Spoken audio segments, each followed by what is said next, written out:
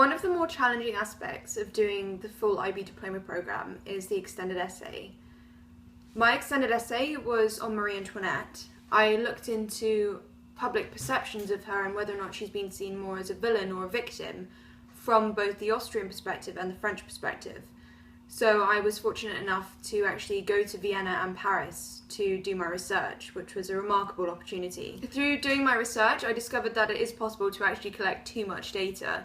I went to Vienna and came back with stacks of photocopied books from the National Library and huge amounts of interview data.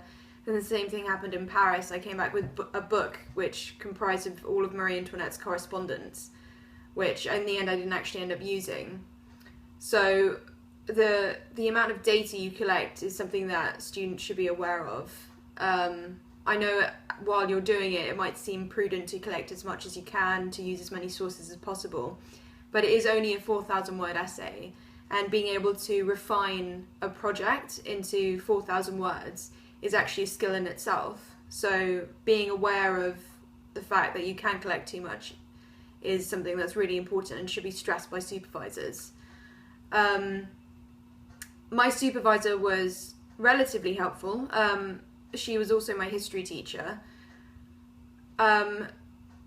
Generally, we met probably about twice a term, I think, or maybe 3 times a term to discuss my extended essay. She helped me plan what I was doing, plan my research, but most of it came down to me and using the extended essay guidelines to actually write it.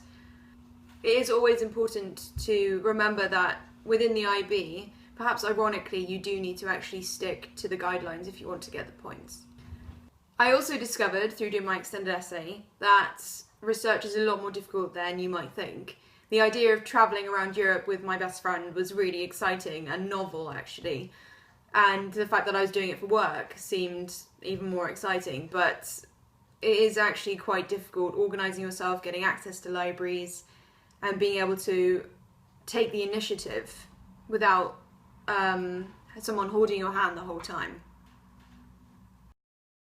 If I were going to give tips to teachers supervising extended essays, I would say that it is important to give your student guidelines, but it's also hugely important to make sure that they know how to take the initiative, what direction they're going in, and it needs to be self-led. It's one of the most important things, I think, that leads a student onto university. And my extended essay really did help with my understanding of research whilst I was at university, doing an undergraduate degree.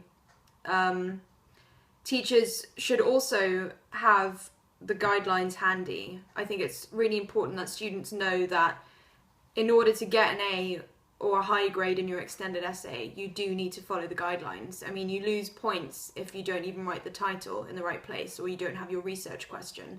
So having guidelines is very important. My best friend at the time, she did her extended essay in music, but her supervisor didn't give her the guidelines at all, and she ended up getting a D for her extended essay, which was a huge disappointment because she loved the subject and she'd done the research, but she just didn't follow what the IB needed.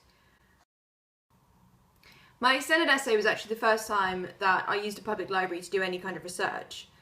So I had to take the initiative and understand how gaining access to these places means, and because I was actually reading things that were in German, it was also important to learn how to get things translated in the proper way of citing things in different languages, and including translated copies of the works in your appendices.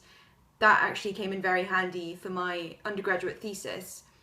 Other students in my year had never really thought of what an appendix actually was, so I felt like I was definitely in a good place there.